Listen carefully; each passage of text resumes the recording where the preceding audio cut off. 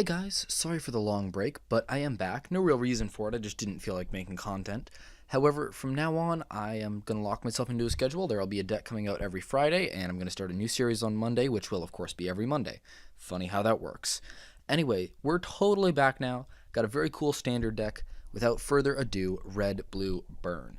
So this is a standard deck. We obviously don't have access to the nutty kind of 3 damage for 1 mana kind of things that you have to be playing in Modern. So we just have to get a little bit more creative with our sustain. It pushes us into more of a mid-range direction, a little bit more value than the aggressive Modern build. And you got to keep this in mind during the breakdown because we're not using the small number of very effective cards.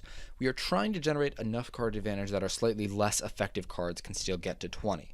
So we're going to start off with our lands. We've got, of course, the basics: islands, mountains, Spirebluff Canal to fix our mana.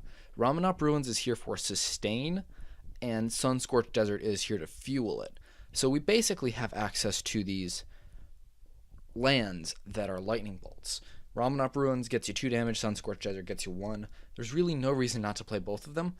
And Ramunap Ruins is just a nutty card. It ends you with a lot of situations, leaves you with a lot of situations where a land off the top is enough to win you the game, when usually it would be a blank draw.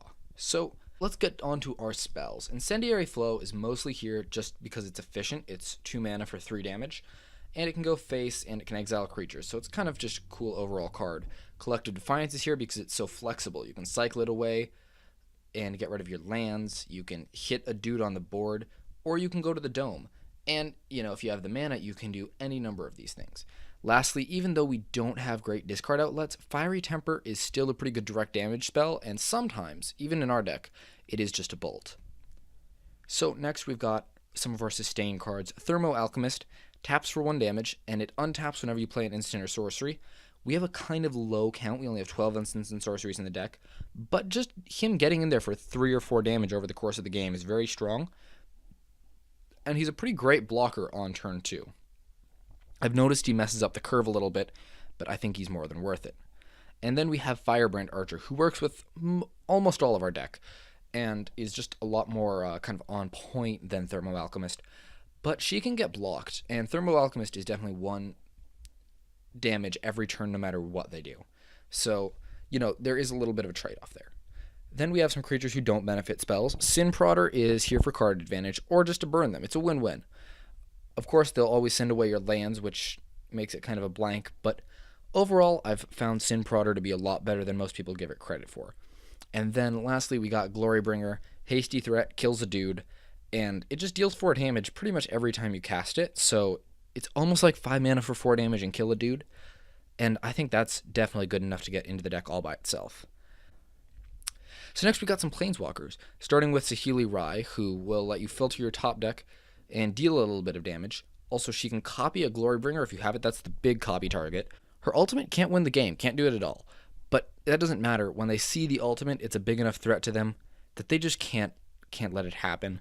You might have some stuff hidden up your sleeve that'll make you win, so they're just not going to let it go off.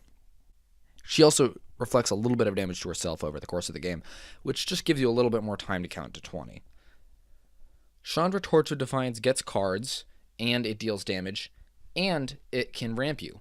So it's really, overall, does a lot of things that we want, and it's pretty much a no-brainer for this deck. Lastly, because of the new Planeswalker rules, we're also running Chandra Flamecaller, because she can close out games really quickly, she can be on the same board as Chandra Torch of Defiance, and she can just cycle away your bad cards.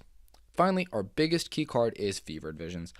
It fills up your hand, it chips your opponent, and it works great in multiple copies. If you haven't played with this card, it's probably better than you think.